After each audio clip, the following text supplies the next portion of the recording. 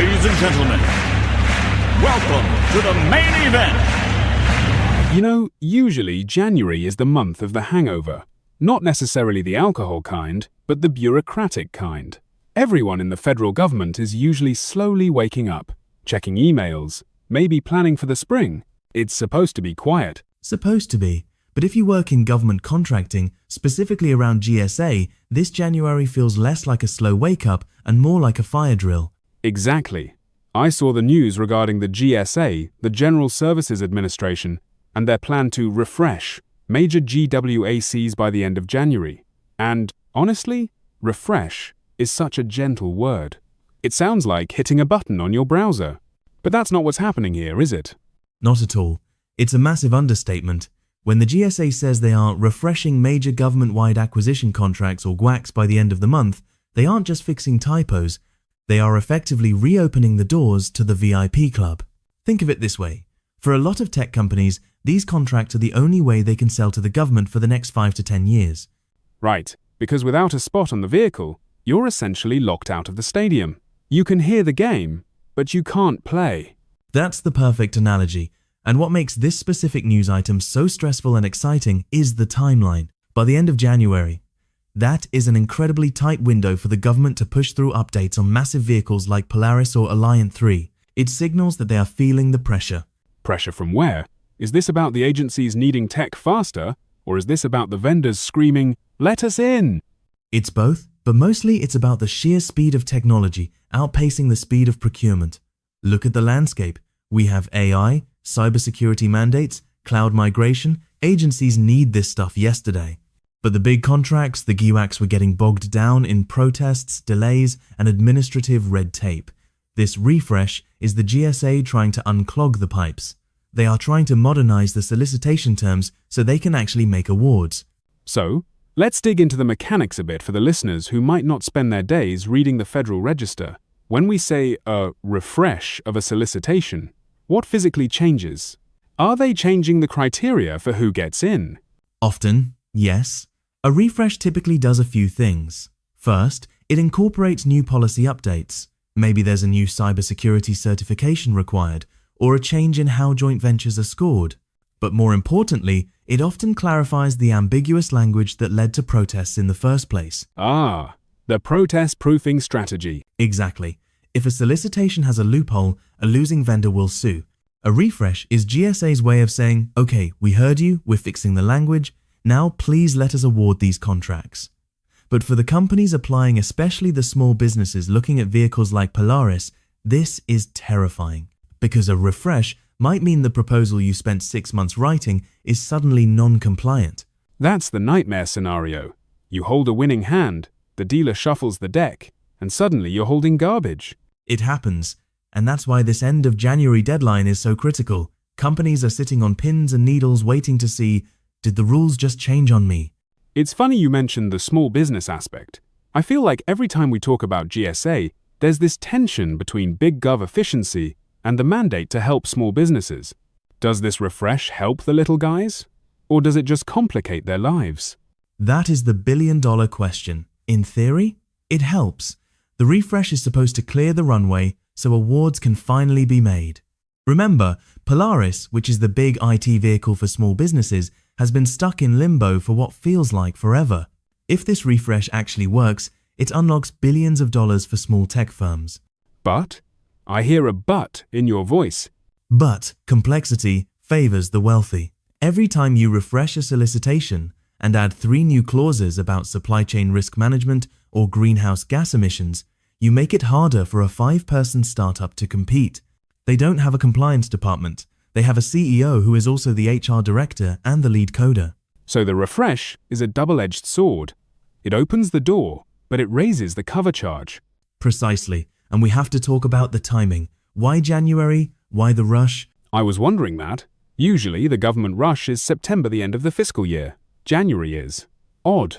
It is odd, but I think it signals a shift in strategy. They know that if they don't get these solicitations locked down in Q2, which is where we are now in the fiscal calendar, they won't be able to make awards by the summer. And if they don't make awards by summer, the money for this year might go unspent. Or worse, agencies will stop waiting for GSA and go build their own contracts. That's a huge risk for GSA, isn't it?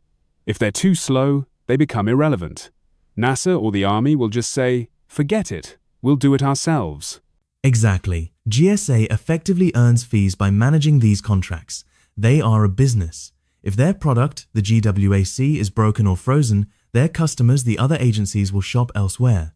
This January refresh is GSA protecting its market share. That's a fascinating way to look at it. We always think of the government as this monolith, but it's actually a marketplace of agencies competing for relevance. So, GSA is essentially doing a product launch update to keep their customers from churning. 100%. And the product is access to innovation. If I'm the CIO of the Department of Homeland Security and I need a new AI-driven surveillance analysis tool, I can't wait 2 years for a contract lawsuit to settle. I need a vehicle now. If GSA says, wait for the refresh in January, I'll give them until February. If it's not ready, then I'm gone. So the stakes are incredibly high. Let's pivot a bit to the vendors. If I'm a tech CEO listening to this, and I see this headline about the January refresh, what should I be doing right now, aside from panicking? Laughs. Well, panic is a valid first reaction, but it's not a strategy. The first thing is to scrutinize the amendment the second it drops. Don't assume it's just administrative. Look at the evaluation criteria. Did the point system change? The scorecard. The scorecard is everything. In these GWACs, you self-score. You claim points for past experience, certifications, etc. If the refresh changes the value of a relevant experience project, your score might drop below the cut line. You need to recalculate immediately. It's like realizing the teacher changed the grading rubric after you turned in the paper. And you might have a chance to resubmit or modify. That's the other thing. Watch for the response window. Usually, with a refresh, they give you a deadline to acknowledge the changes or update your proposal. If you miss that email because it went to spam, you're out. That is brutal. Sorry, you missed out on a $500 million opportunity because you didn't check your junk folder. It has happened. More often than you'd think.